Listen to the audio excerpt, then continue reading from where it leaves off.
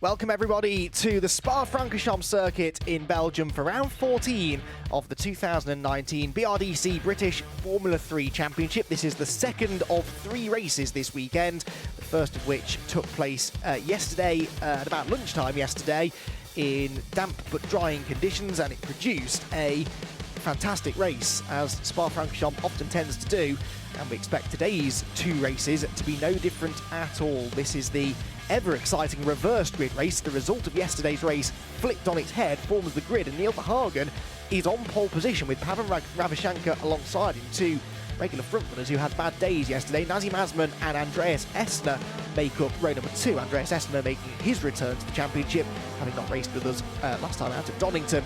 Josh Mason and Chris Wright are next together on the 3rd row of the grid. Josh Mason, who won this equivalent race last time out at Donington Park, will have to do so today from 5th. Benjamin Pedersen and Nico Verone are on row 4, with Spa Francorchamps and Lucas Pettersson making up the 5th row of the grid.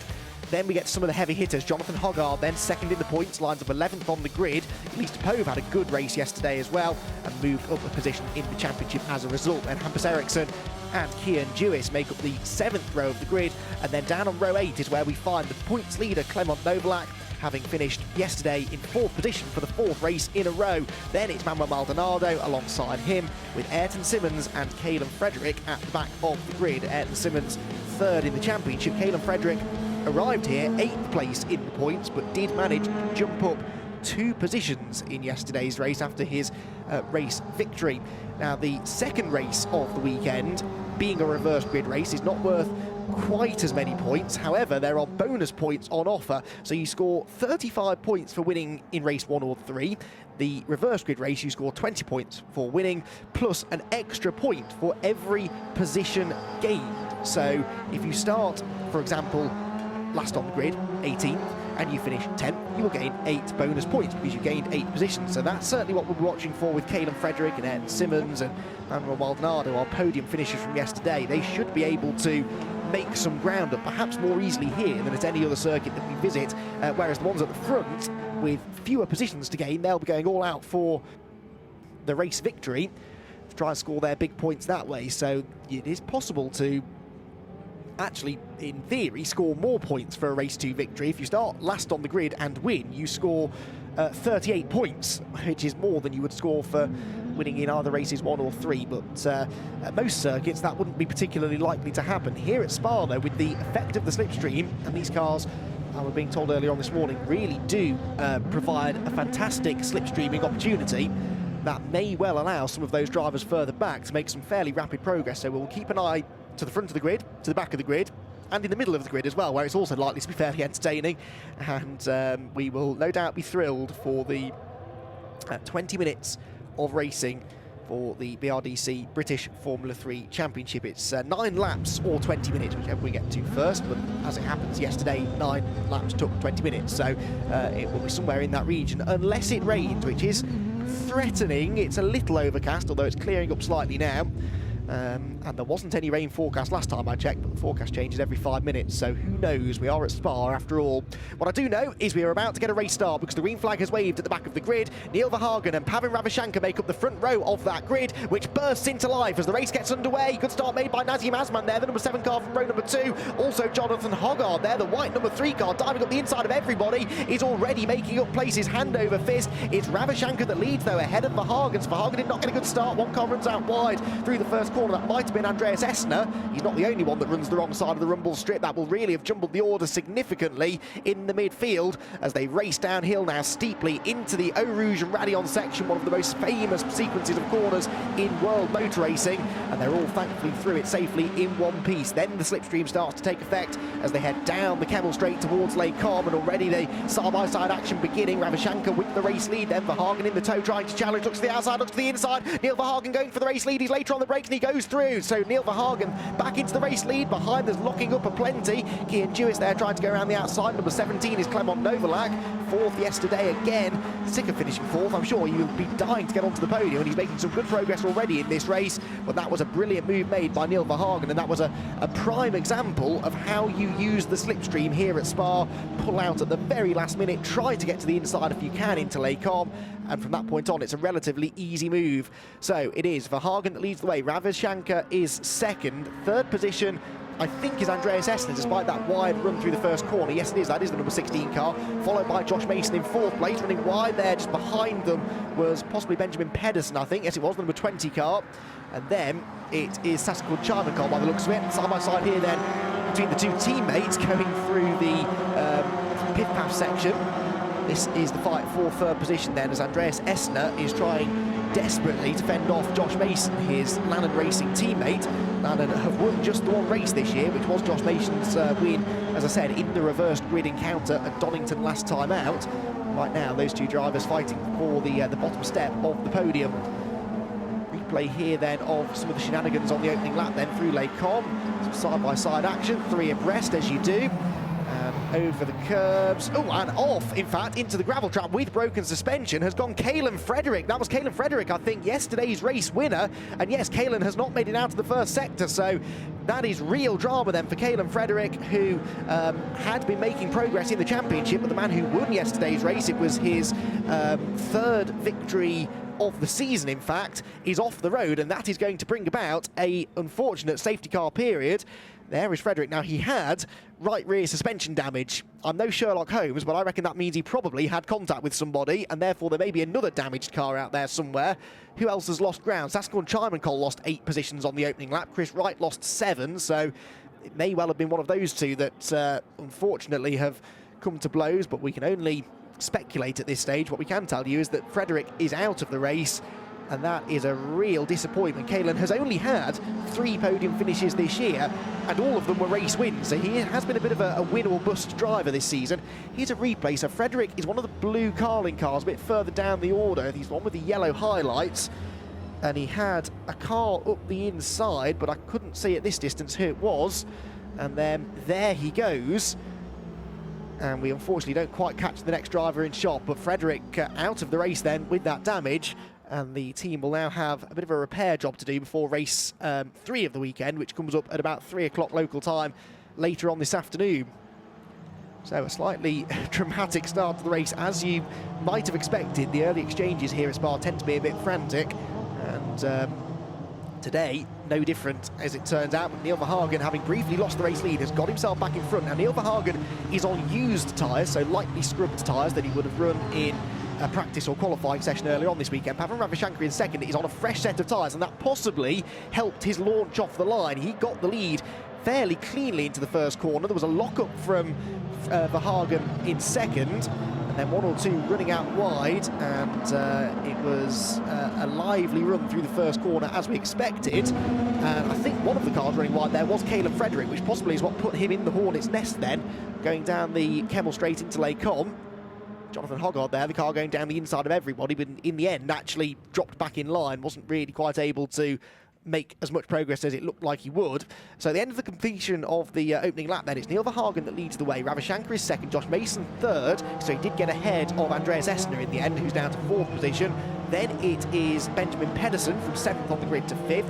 Nicholas Verone is 6th now on the grid, whilst Nazim Asman unfortunately dropped down 4 positions. He's now down to 7th, having started in 3rd place. 8th is Ulysse Topov, 9th is Jonathan Hoggard, and Clement Novalak already up 5 positions. Now, Clement Novalak is very good at doing this. He has, at every single one of the meetings we've had so far, with the exception of Donington last time out, he has finished either 1st or 2nd in race 1, and then been able to really claw his way up the grid in race 2. He went from last to 6th in the reverse grid encounter at Alton Park.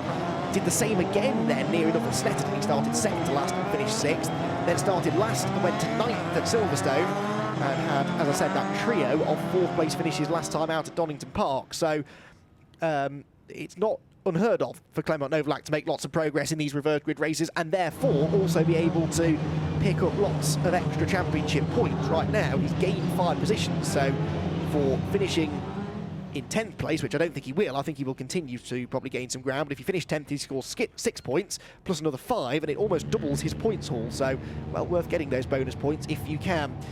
Now, judging by the way that the field is bunching up, it looks as though we're about to go racing again, and indeed the lights are off now on the Audi R8 safety car, and so Neil Verhagen is about to try and execute the perfect race restart, which is easier said than done, but if he can do it, then break the toe, he may well be able to escape and pull away into a relatively easy victory. Neil Verhagen has yet to win a race this year as well, actually. He's had 3 podium finishes, and he's been fairly consistently in the top half dozen most of the season, but yet to win a race. So Verhagen, who gained this pole position slot after having contact in yesterday's race, which damaged the front wing. He had to make a pit stop, replace the front wing, and that meant he rejoined about 20 or 30 seconds behind everybody else. Was able to gain some of that time up, but no more positions were gained, and that means that he starts from the back for the reversed grid encounter, which of course has actually worked out rather in his favour now, and he's already pulled the plug, so we are back up to speed. There is no overtaking allowed though before the start-finish line. Oh, and a big lock-up for Josh Mason, and indeed for his Lannan teammate Andreas Essner behind him, so that was all a bit ropey going into the bus stop chicane. As we come through then to complete the second lap of racing, we are back underway, and Neil Verhagen, with a look at that lead that he's got, he's already over a second clear of Ravichanka as they cross the line. Third place for Mason. Then Essner and Pedersen in line behind. A big lock-up as well there for Nazim Azman, who runs out wide. That will allow Ulis to Pove up the inside, and he might even lose another spot to Jonathan Hoggard. Jonathan Hoggard, remember, is second place in the championship on 273 points. Clement Novalak is leading the points on 309, and he's only one position behind him. So any positions Hoggard can gain here will be hugely beneficial, with his big championship rival is right behind him, Clement Novalak, fighting for 9th and 10th positions respectively. Race leader weaving around to try and break the toe, but it doesn't look as though Ravichanka's been able to do that. Josh Mason is already ahead of him before they hit the brakes, and then the race leader has a big lock-up as well. Did he make the corner? Yes, he did, just about, but he certainly will have had a bad run through the Laycom sequence, and that may well have flat-spotted the tyre. There seems to be a lot of brake locking up going on in the early stages here. These cars usually are not that hard to slow down without locking up, but you're going from such high speeds here at Spa into such big braking zones that it's very easy to lock up, and once you do flat spot the tyre, you tend to find that flat spot every time you hit the brakes, and it only gets worse. So they need to be a bit careful with their front tyres locking up, but it certainly hasn't slowed Verhagen down particularly. Mason in second, doing his best to go after him, with Ravichanka now down to the 3rd position on the podium. There's Kian Jewis racing away with Chris Wright behind him, the number 35 car. Race into the pit path, and Jonathan Hoggard goes around the outside of Nazim Azman. That was a nice move and a significant move as well. Puts him into 8th place now. There is a car between himself and Clement Novalak. And of course, Hoggard started a few positions in front of Novalak as well. So Novalak is actually on course to score more of these bonus points than Hoggard is right now. So Jonathan needs to try and select an extra gear here and move further up the pack if he can. As they now start to pick up the speed again toward this daunting left-hander at Blanchimont. Eau Rouge gets a lot of the love from the drivers and spectators alike here at Spa, but that means that Blanchimont sometimes is a little underrated as a corner. There's plenty of runoff area now these days at Blanchimont, but so there needs to be, because it's such a difficult corner round the outside. This is a difficult move to make, but it's a brilliant move that's just been made by Nicolas Verone. It may only be his second appearance of the season, but he is a feisty racer, and look at that move that he made around the outside of Benjamin Pedersen to move into the top 5. Verone, along with Andreas Essner, actually, the Lannan driver, both guested in the championship at Silverstone, and it was Verone who had the best result, 4th place in this reverse grid encounter. A shuffle there at La Source. It looks as though Kian Jewis was trying to take advantage of the situation developing in front of him.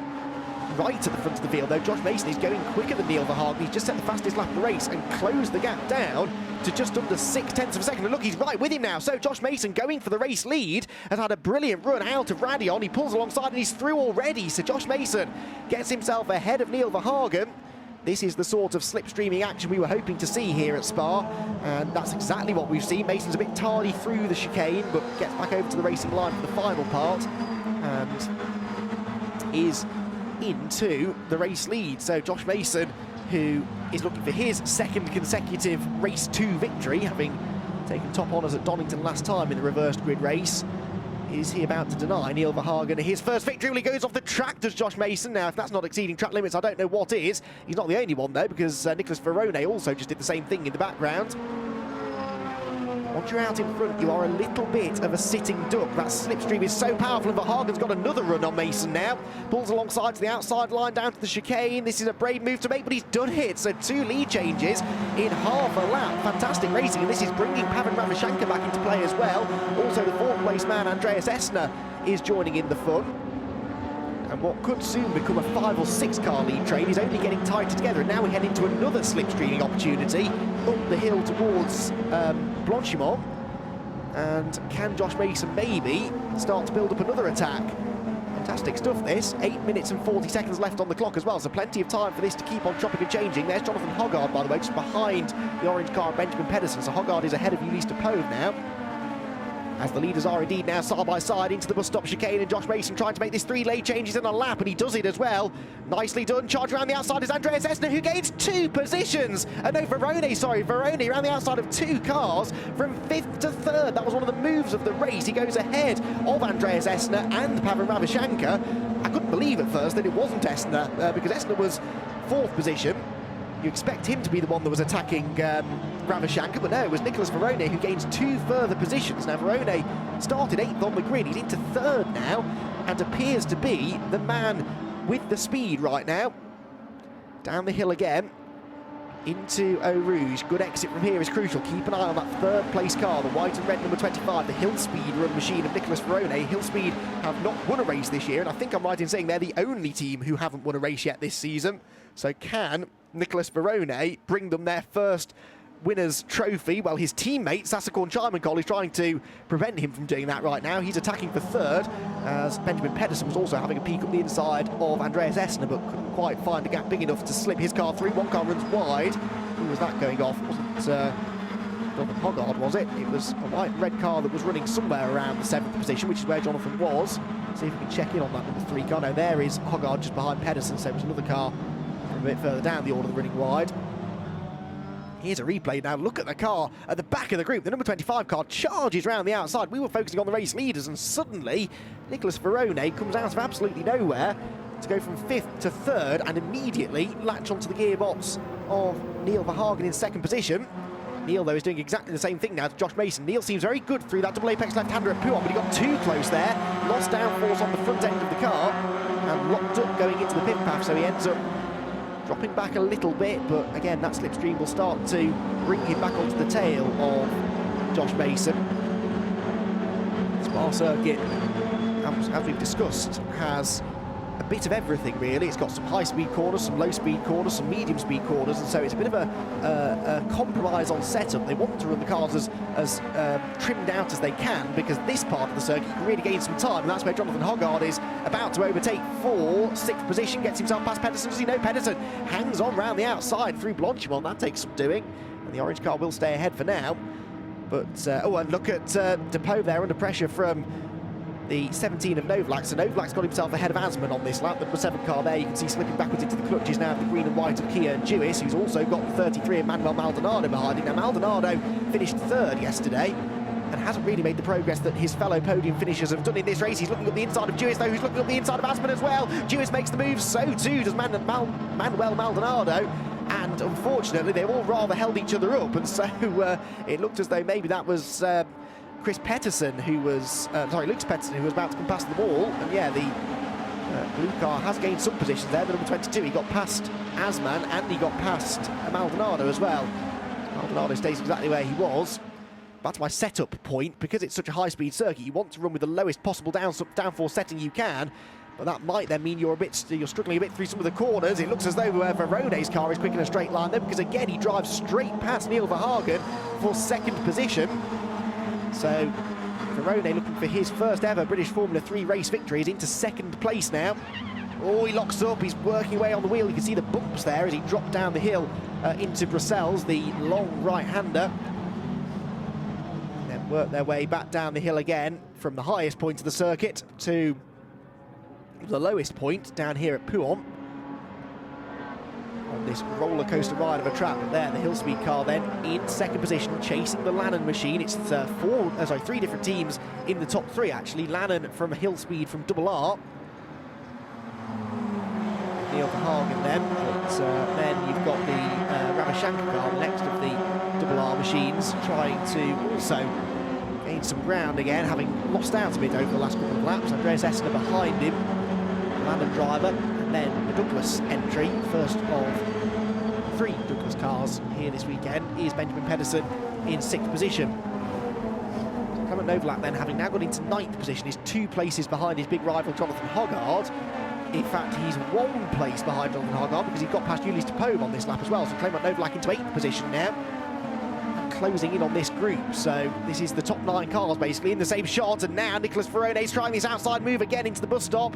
Not close enough this time, but he'll have a better exit from the corner because Josh Mason is a bit wayward. Runs out over the curb, much better exit there for the second place man, but surely the race leader Mason will defend the inside into La Source. 3.5 minutes to go, so 2 laps remaining in what has been a thrilling 14th round of the BRDC British Formula 3 Championship.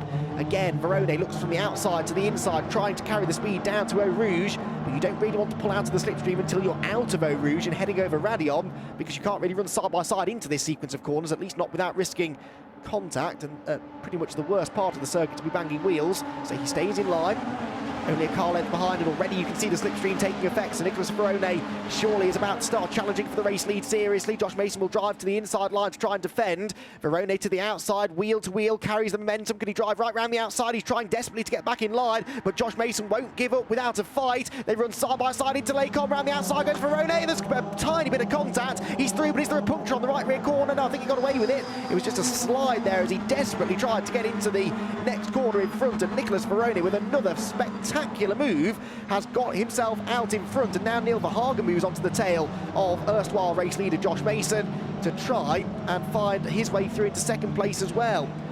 This is remarkable racing then. We've had 7 different victors already this year, and now Nicholas Verone might be on course to make that 8 race winners from the first 14 races of the season.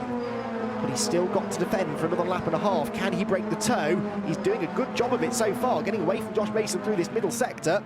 I expect this to be a good middle sector time from him. He locks up though into the right-hander at the pit path. That's just not really what you want to be doing, but he's pushing so hard to try and break this slipstream. If you get about 3/4 of a second to a full second ahead of the pack behind, then they shouldn't really be able to get a noticeable toe from you. That is the target then, and his middle sector time is not quite as quick. He's almost a full second quicker than Mason behind him. So he has now broken clear by nearly a full second as they head up the hill towards Puon. Ravichanka attacking Neil Verhagen for third. Verhagen, the American driver, in danger here of falling off the podium, having led early on. Jonathan Hoggard there also trying to gain some ground, and Ulysse Pove appears to be back ahead of Clement Novalak now into 8th position, so those two are swapping positions by the lap, and so Jonathan Hoggard needs to really try and take advantage of this. And yeah, you can see the 55 car, the white and blue car, is ahead now of the blue and red of number 17, Clement Novalak. The leaders come through then, 7/10 of a second between the top 2. The fastest lap, by the way, set by Sassakorn Chimancol.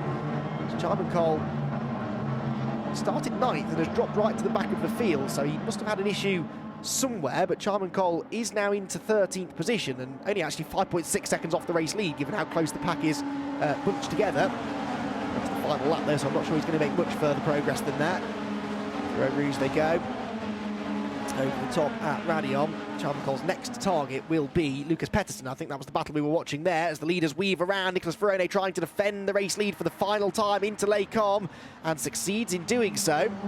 That was an important defensive move there, because apart from really the run into the bus stop now at the end of that, there aren't that many other particularly obvious overtaking opportunities for Josh Mason to exploit, and in fact he's now watching his mirrors to try and keep Neil Verhagen behind him.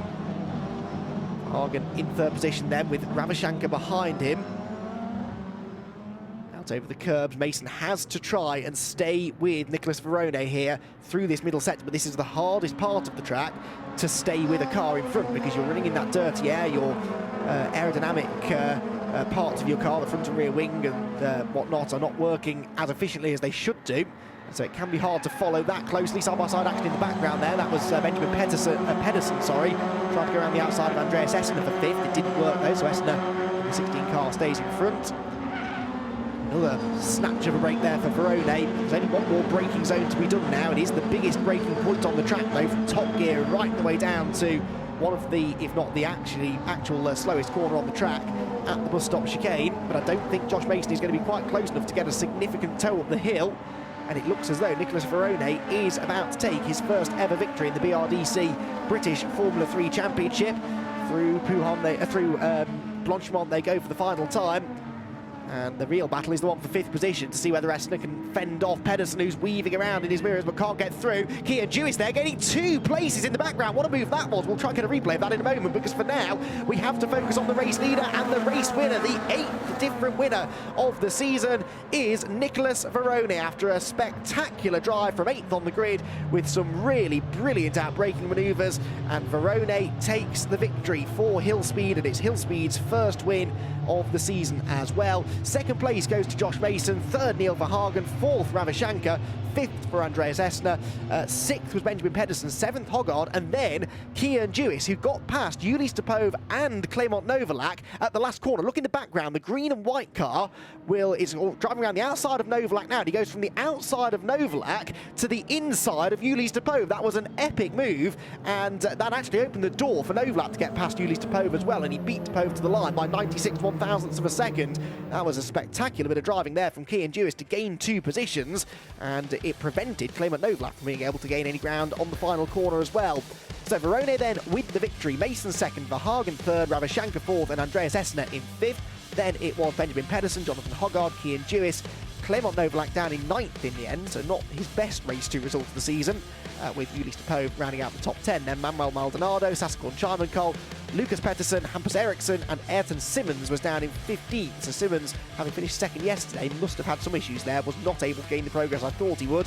Nazim Asman was 16th, Chris Wright was 17th, and Caden Frederick the only retirement after being deposited into the gravel trap at Les Combes on the opening lap. Well, here are some of the highlights then of what was possibly the race of the season for the British Formula 3 Championship. A good start made by Pavan Ravichanka from the outside of row number 1, put him into the lead into the first corner, with pole sitter Neil Verhagen dropping down to 2nd position. Further back, there was side-by-side scrapping aplenty amongst the championship contenders coming from the back of the grid, whilst it only took Verhagen 3 corners to get the race lead back. Sadly, he would not stay there till the flag. Carlin racer Caden Frederick, yesterday's winner, was out on the first lap up at Les Combes. That brought a brief safety car period out, after which all eyes were on Nico Varone, who was driving around the outside of everybody, it seemed, working his way up the order. Josh Mason and Neil Verhagen then set about debating the race lead, changing positions almost by the corner, as Varone made the move of the race, or one of them anyway, going around the outside of 2 cars into 3rd at the bus stop, and then up the inside of Verhagen for 2nd at Les Combes not much later. He then set off after the race leader, Josh Mason, who had tried to pull away, but was not able to succeed in doing so, and it was another really brave move around the outside at Les Combes. There was a tiny touch between the 2 of them, but Varone came out on top and led to the flag after a brilliant drive. He is your race winner in round number 14 of the BRDC British Formula 3 Championship. So the 8th different winner and the 7th different team now to win, which does mean that every one of the teams that are regular entrants in the championship have been able to take race victories this season in what has been a wide open championship campaign, possibly one of the most competitive championship campaigns we've seen for quite some time. So points wise, there were 36 points separating Novalak and Hoggard. Now Hoggard finished the race in 7th, Novalak 9th, so that is a 2-point swing for Hoggard. However, I don't think he gained as many positions, did he? No, Hoggard started 11th and finished 7th, gained 4 bonus points therefore, whilst Novalak started 15th and finished 9th, so he gained 6th. So actually, despite the fact he finished behind his big rival, Novalak will extend his championship lead due to the quirks of the bonus point system. For race 3, though, we go back to a grid set by qualifying times. The 2nd fastest times from qualifying yesterday morning will set the grid for race number 3 of the weekend later on. So Ayrton Simmons will be on pole for that race, with Yulis Topov 2nd and Neil Verhagen 3rd. And then where will our contenders be? Well, Hoggard will be 9th position, with Clement Novalak just 1 position ahead in 8th. So again, the 2 drivers run out of 2 of the biggest single-seater teams, Carlin and Fortek, will be right together on the grid. But in that one, any positions that Hoggard finishes ahead of Novalak will be genuinely points gained. You can see the broken rear suspension on the number 8 car of Caden Frederick. What a disappointment that was for the man who won his 3rd race of the season yesterday. But as I said, this win or bust season he's had, really. His wins have been sort of separated by non-finishes and 13th, 12th, 14th place finishes. And so Frederick, unfortunately, not been able to really build up the consistency that you need to win a championship. Well, it's an interested crowd who have gathered to watch the racing here at Spa, and very shortly to watch the podium presentation for the second BRDC British Formula 3 race of the weekend. And as you can see, it's still not what you'd call a bright and sunny summer's day here at Spa, but it is at least an improvement on the appalling weather we had yesterday afternoon, where a couple of separate thunderstorms rolled through and absolutely soaked the circuit. Humidity is still very high though, 81% humidity, but it is still rather mild, 21.5 degrees track temperature. Feels warmer than that in the air, to be honest, but it's only going to get hotter as the day goes on. Wherever you go around the Spa circuit, though, there are some fantastic vantage points, great for photographers, great for just the casual spectator as well, because you get to witness racing on one of the most famous circuits in the world, and a circuit that is old school and enjoyable to drive, and it's something that, you know, a lot of the drivers say they love about this place, but what we love as fans of the sport is that you can really race here on this circuit. If you try to design a better racetrack, I really think you'd struggle. It's got everything. It's got corners that the drivers love. It's got sequences of corners that provide great side-by-side racing. And look at the setting. It's built into this Ardennes countryside, and with the rolling hills and the forests sort of almost looking like they're encroaching upon the circuit at times, it has a real old-school vibe. And there you literally do sit amongst the trees trackside as you enjoy the racing here. These guys enjoyed their racing, definitely, and they're making their way onto the podium now then. Our top three finishers from our second race, and Neil Verhagen, having led in the early stages, ends the race in third position. But it's another solid podium there for Neil Verhagen. That will be his fourth podium of the year from 5 race meetings. Second place goes to Josh Mason. Josh Mason not quite able to replicate his victory last time out, but it is his second podium appearance. But for Nico Verone, Nicholas, but he prefers Nico, we're told, that is his first ever podium in BRDC British Formula 3. It's his first ever win as well. And yes, it was a reversed grid race, but don't take anything away from it, because he came from 8th on the grid, and in a category like Formula 3 where supposedly overtaking is not the easiest of things to do, that really was a spectacular effort, and he made some overtakes that will live long in the memory, I think, for those who witnessed them here today, particularly down at the bus stop. They moved around the outside there. The only one making good overtakes at that part of the circuit, but to go right around the outside of 2 cars really takes some doing. So Nico Verone then, the race winner here in the BRDC British Formula 3 Championship, and he'll be hoping to replicate that later on. He may have a slightly harder time of doing that. He will start our final race from 11th though, so only actually 3 positions further back from where he started this one, so you never know. They're going to take the champagne to enjoy later, I think. They've got another race to go, so they don't want to get all hot and sticky now. But 3 very happy drivers, and they will be back out on the circuit at 3 o'clock local time, so that's 2 o'clock UK time. For those of you who want to tune in to enjoy our third race a bit later on. So that is it then for the second BRDC British Formula 3 race of the weekend. As I said, be sure to tune in again at 2 o'clock UK time, 3 o'clock Central European time later on this afternoon for the third and final race of the weekend.